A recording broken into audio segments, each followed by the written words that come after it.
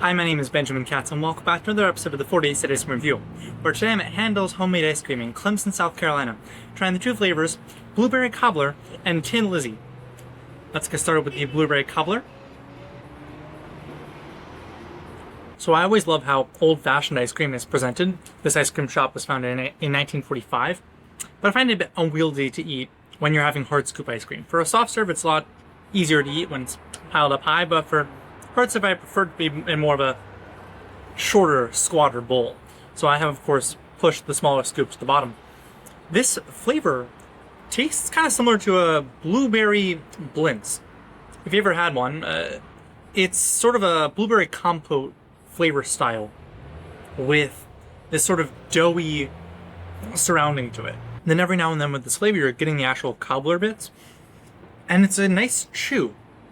You're getting, I believe, oatmeal dispersed in it, and a lot of good blueberry compote flavor. I am a fan of this ice cream, although it does have very minor ice sheet striations in it, which affected the texture slightly, but not all too much. Let's move on to the Tin Lizzy. This is a butterscotch flavor. Now, as a child, come Halloween, I would always get ridiculed for my love of Heath bars, which is practically toffee coated in chocolate. But I stood by my convictions because I believe that toffee coated in chocolate is delicious, and anyone who thinks otherwise is probably wrong. Or a dentist who thinks that toffee coated in chocolate is highly unhealthy for the teeth, which it is. But this Tin Lizzy is literally Heath bars, a butterscotch swirl, and vanilla ice cream, which I believe to be very tasty. Now, you would think that the toffee would freeze up too hard and be unchewable, but it's actually the opposite. It becomes brittle, and it cracks easily on the teeth, leading to this very pleasant, in my opinion, crackling sensation, similar to Pop Rocks, but if you're chewing the Pop Rocks instead of letting them dissolve in your mouth. And the flavor being a fresh, lovely toffee. I'm getting no textural issues from the plain vanilla ice cream. It's a simple vanilla flavor. It's really meant more to be a base layer for the butterscotch and toffee than anything else, but I am a fan of this flavor. Oh man. I'm just a fan of toffee in general, I guess. Okay, let's go for a scoop with a bit of both in it. I find the combination to be quite confusing. It's good, but it doesn't really have a distinct flavor.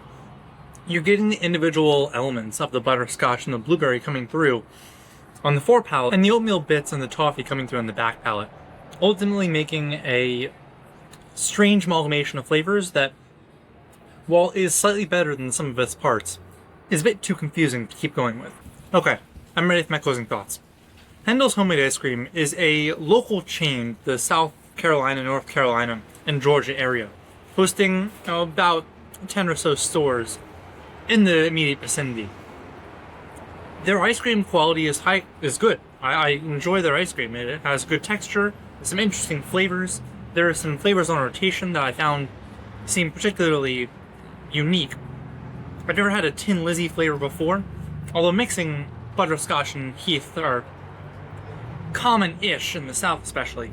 I enjoy the ingenuity of their menu, and even though they've been around since 1945, it doesn't feel like the flavors are stale. They have, of course, the classics up there, but there's some creativity behind it as well that I am a fan of. And of course, being in a college town, this is going to be frequented by college students, and I think this would appeal well to this demographic, along with anyone who's just walking by living in the Clemson area. For $6.50, this is a fair amount of ice cream. Although I don't love the plastic cup, I would prefer it to be in a paper cup with a compostable spoon, but that is just my personal preference. Plastic cups don't actually hinder the ice cream eating experience like styrofoam does.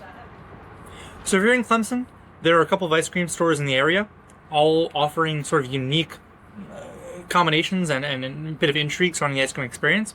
But if you're looking for traditional, old-fashioned homemade ice cream, I would say stop by Handel's.